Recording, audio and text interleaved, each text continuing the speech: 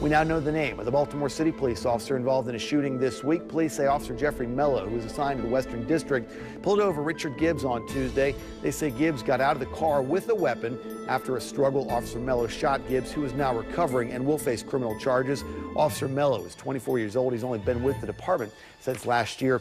Now, this all started yesterday afternoon at 2 on Grand Avenue after someone waved down the officer to report some sort of disturbance. Now, the officer found the suspect, who we now know is Luis Ramos Correa, right away. He allegedly wasn't cooperative, so the officer called for backup. But Ramos Correa, he took off on his skateboard, and at some point during that chase, he allegedly turned around and hit the officer with that skateboard. Horrible story this is. Family tensions during Thanksgiving dinner turning into a crime scene. Florida police say a 34-year-old man stabbed both of his parents with a steak knife after arguing with his mother in the kitchen. This as horrified guests sat at the dinner table. It's Claire Metz reporting. 34-year-old Edwin Doherty faces 2 counts of attempted murder. He's being held without bond. Both victims are recovering at the hospital. We now turn to Louisville, Kentucky, U.S., where a shootout on Thanksgiving Day has left 2 people dead and 4 people wounded. The gunfire erupted at a park where people gathered for the community football tournament for Thanksgiving. The 75-year-old homeowner heard the noise, saw the intruders near his kitchen, and opened fire. Police say he fired several shots, hitting one of the teens. We're told both men ran, but the injured teen collapsed and died in the backyard.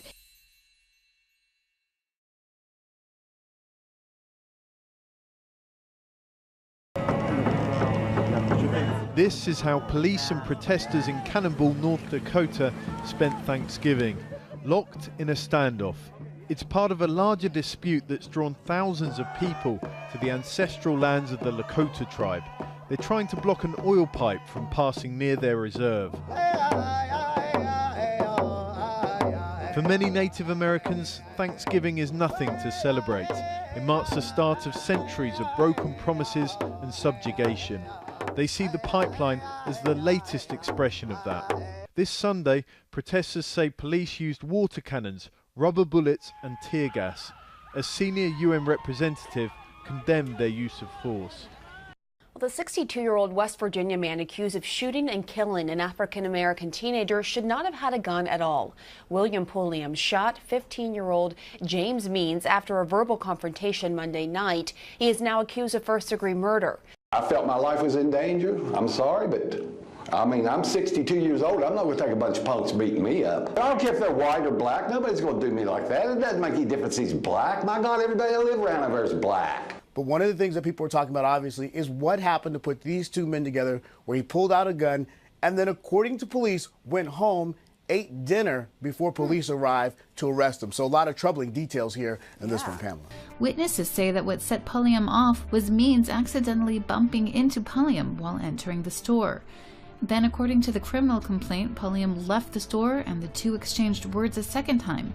This time, Pulliam shot the teen twice in the abdomen, leaving him to die. The shooter then proceeded to go home, eat dinner, and hang out at a friend's house. When police arrested him on Tuesday morning, he told cops, "The way I look at it, that's another piece of trash off the street."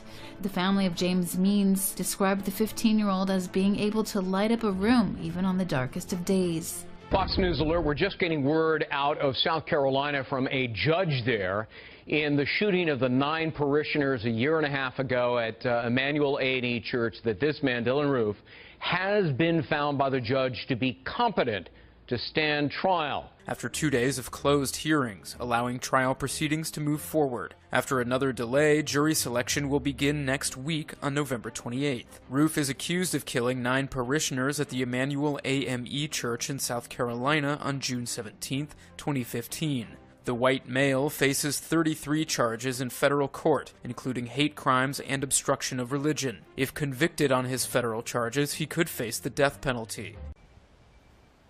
Meeting in a deserted playground on Long Island, New York, this is Gary Munker. At least that's what he says his name is. He won't reveal his face, saying he's concerned for the safety of his young daughter, because he's a member of the Ku Klux Klan. And this country was founded as a white Protestant nation, for white people, by white people.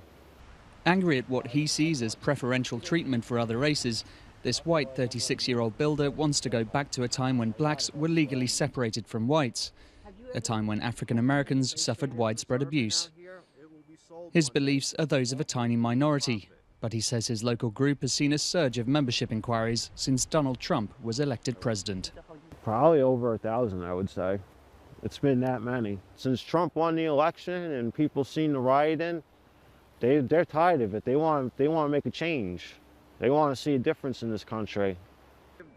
Munker approves of Trump's immigration policies, and the KKK have been recruiting locally since the election, leaving flyers under car windshields. So who are the people who put Donald Trump in the White House? Is this a revolt of the dispossessed, of the left behind, of globalization's losers? Is it a backlash against free trade? Some of the top voices on the US left seem to think so. But what if the economy isn't the main driver? What if it's racism and racial resentment that helped put Trump in the Oval Office? What if it's the white lash? Build that wall! Build that wall! USA! USA! Get out! That's economic anxiety? Just listen to what Trump voters actually say about why they support him. One study found that the easiest way to identify if someone supports Trump over Clinton is to ask if they think Barack Obama is a Muslim.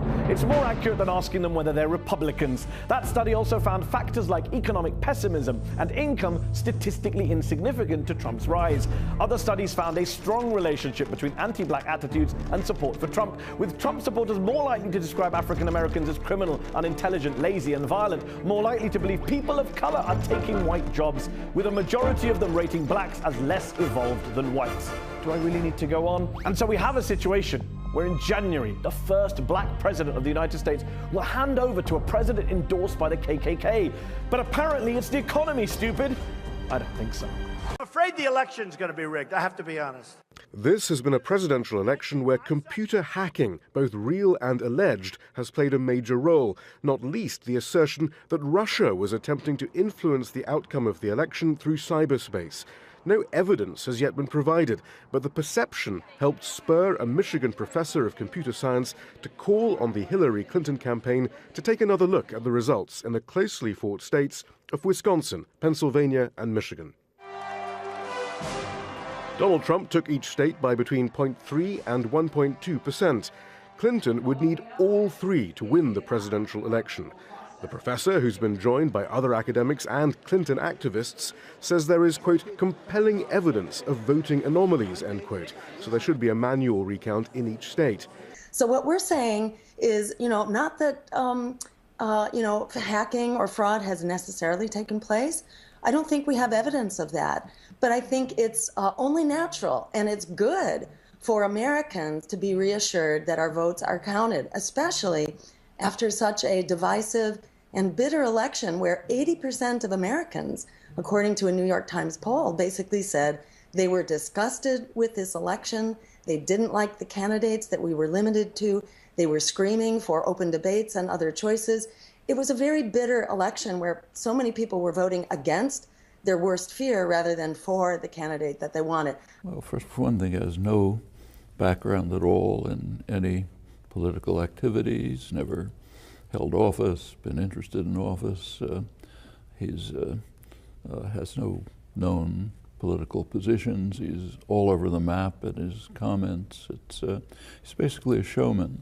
Some are worried that he's more than just a showman, that he's a dangerous individual. Some say that you predicted Donald Trump back in 2010 when you said, quote, if somebody comes along who is charismatic, this country is in real trouble because of the frustration and justified anger. You said, quote, illegal immigrants and the blacks will be targeted and, quote, we will be told that white males are a persecuted minority, people will be beaten up, and if it happens, it will be more dangerous than Germany. You sound almost prophetic there.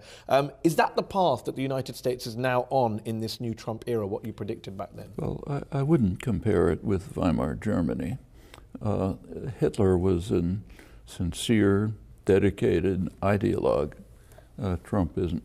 He has no known ideology other than me, But up to the last phrase, the description is pretty accurate. How worried were you compared to now? I'm just trying to get to a sense of how unique you think this moment is. Well, it may surprise you, but one of the presidents who worried me most was Kennedy. And in fact, Kennedy brought us closer to nuclear destruction than anybody. Whether that'll happen with Trump, we don't know.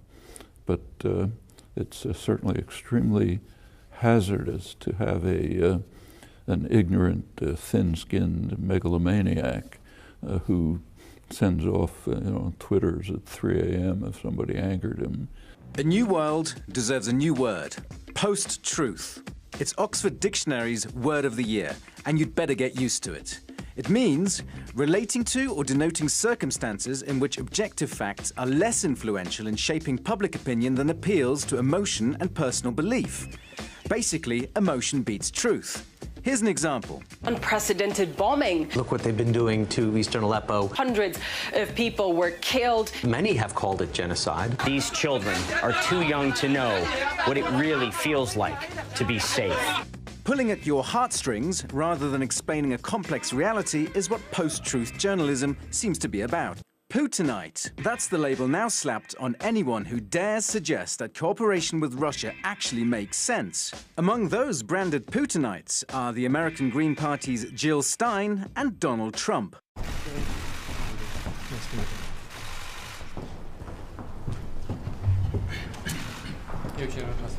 I'm very glad to see you. But without your signature, this passport is not considered valid. So there, at the bottom, you have to sign it.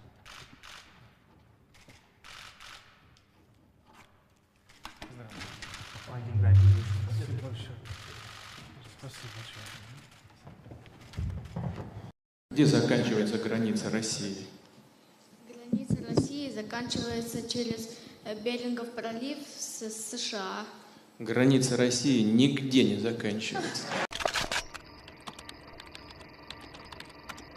It could be a scene from a computer game.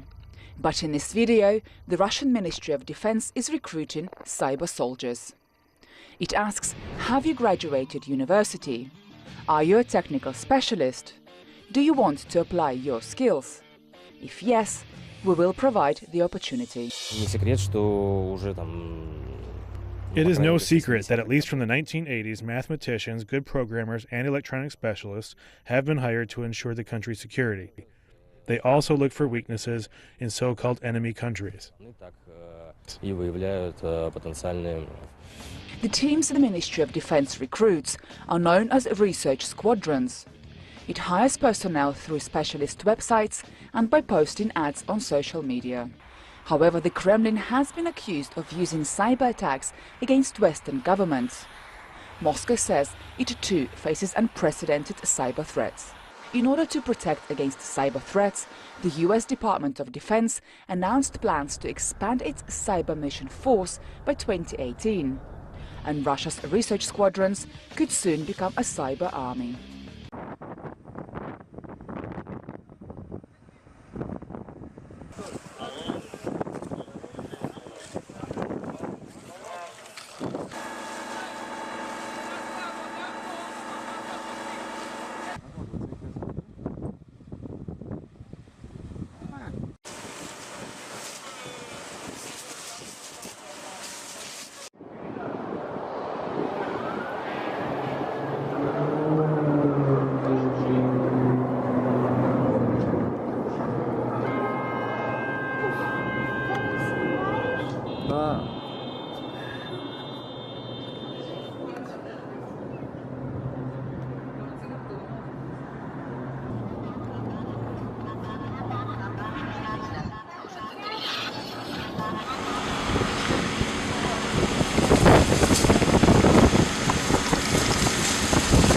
For the fourth time this month, these people are on the move.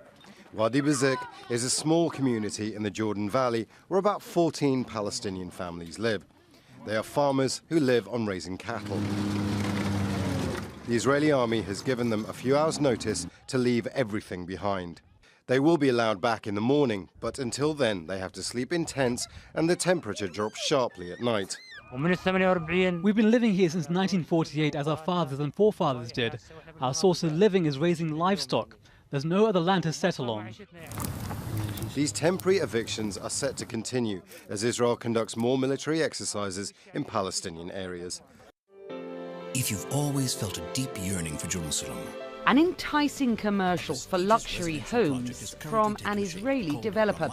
But they'll be built on what the UN and many governments condemn as land stolen from Palestinians. Israel disputes this.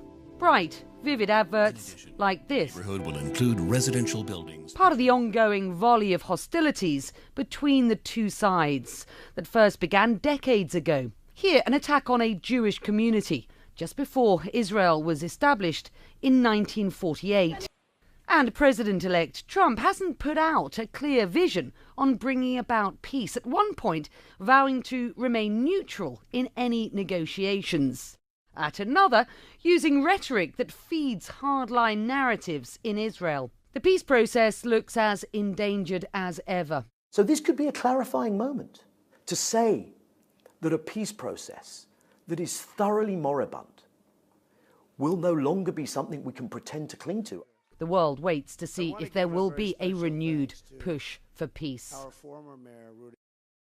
U.S. officials say an American service member in Syria has died after an improvised explosive device blew up. A statement from the Combined Joint Task Force Operation Inherent Resolve says the explosion happened in northern Syria. An American military member fighting ISIS killed in northern Syria after suffering injuries from an IED blast. It is the first American battle casualty in Syria since the U.S. joined the fight against ISIS there. President Obama has authorized up to 300 special operations forces to work with groups fighting the Islamic State in Syria.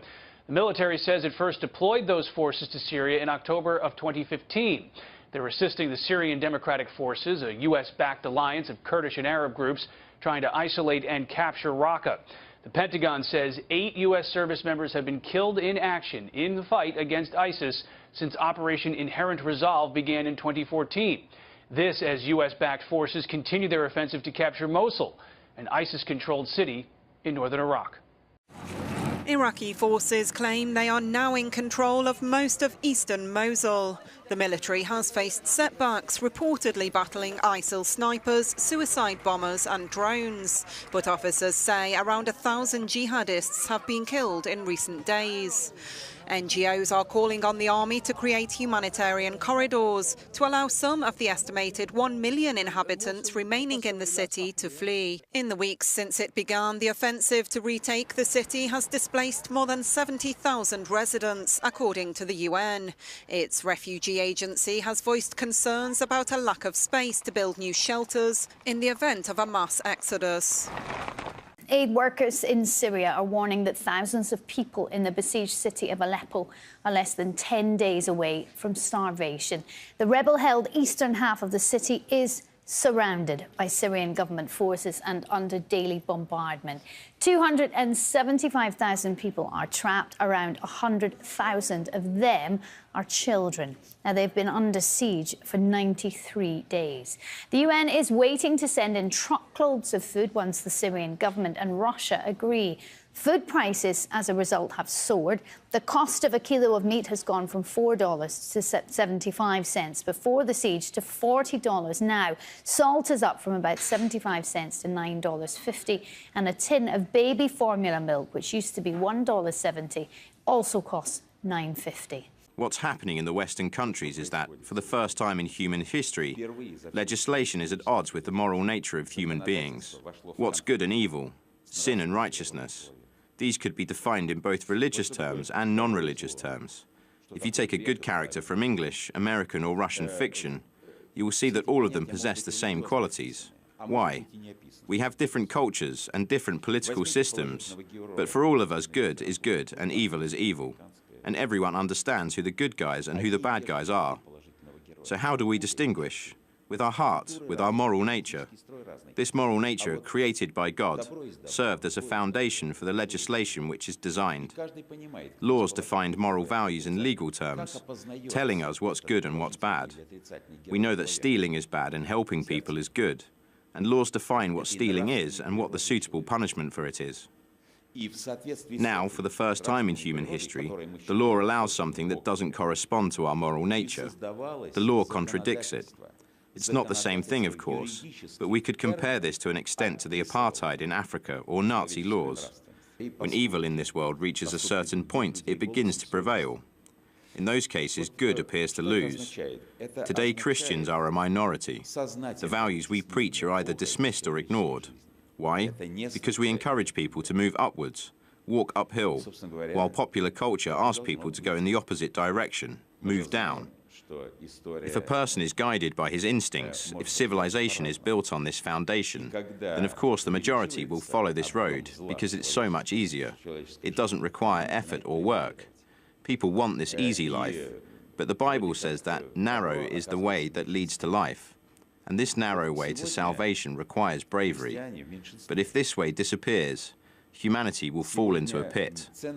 Jesus did not convince everybody with his preaching. In fact, his earthly life ended on the cross where he was crucified. Of course, he then rose from the dead, but some might see him as a failure. If you don't believe in Christ's resurrection, then the end of his life doesn't seem very impressive. He was executed. The same with all the apostles, except for St. John. They were all executed.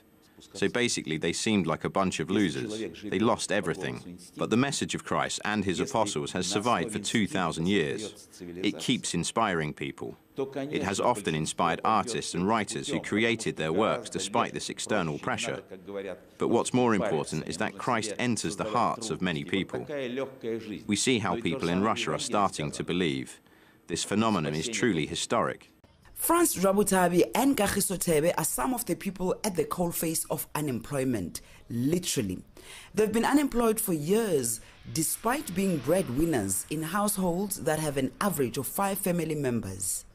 Situation of unemployment, my sister, is very bad. Because, you see, if you're not hustling, nothing on the table. This small business cannot function. They are competing with cartels who have enough muscle to just push aside the small businesses. The government announced a proposed minimum wage of $250. Critics suggest that this will lead to more job losses. A number of economists we spoke to say government needs to make tough decisions to restructure the economy to uncap its potential. Garam Veer is rushing to finish plowing his field for the next crop. Unlike past years, he has little help because of the recent withdrawal of 500 and 1,000 rupee notes. That's roughly the equivalent of $7 and $14.5 US, and means he can't afford extra labor or supplies. We can't get seeds or fertilizers for the fields because farmers like me can't get the smaller notes to buy them. The stores don't take the old notes. Some wealthier farmers here tell us the cash crunch is causing some hardship, but they're not upset because they say the government's promise that the high-value note withdrawal will crack down on corruption. The wholesalers pay us in old notes, saying they don't have new notes. What are we supposed to do? Put salt and eat them? The worries of the cash crunch are adding to that of getting the new crop planted in time for the next harvest. As farmers say, the hardship of life here is being made harder. The bells of the holidays, the pageantry, the dollars, marking the beginning of the spending season for American consumers. As the largest shopping mall in the United States, the aptly named Mall of America draws 42 million visitors a year. But scenes like this are the exception. Few malls double as tourist destinations, and many around the country now look like this. Well, what's really changed is the way that people shop. When malls in the U.S. were new back in the 60s and 70s and 80s, we didn't have social media. You couldn't shop on your phone. He says the Mall of America owes its success to its focus on entertainment. And malls in the future may be part outdoor park or even drone ports where driverless cars deliver shoppers to the front door. An iconic, visionary element on the landscape. An optimistic view for an endangered culture. The flames that engulfed a squalid camp on the Greek island of Lesbos on Thursday night were a reminder that Europe has neither solved nor shed the refugee crisis of 2015. A deal with Turkey to hold back the vast human flow across the Mediterranean is fast unraveling. President Erdogan has warned that Turkey could open its borders, enabling migrants to flow into the European Union. When 50,000 refugees turned up at the border gate, you said, "What will we do when Turkey opens the border gates?" Look, if you go further, those border gates will be opened. You should know that. Neither I nor this nation cares about empty threats, he thundered. The European Parliament's vote is non-binding, but was intended to send Ankara a signal. And the Turkish government has also voiced impatience with the EU for its failure to make good on the promise of visa-free travel for Turkish citizens to Europe. Turkey did what was expected and kept its promise, but Europe didn't fulfill its responsibilities. Therefore, if Europe is not going to give visa-free travel, Turkey will retreat from the deal. So the question that haunts EU leaders is this: will Turkey reopen the refugee and migrant floodgates into Europe? The answer is not if, but when.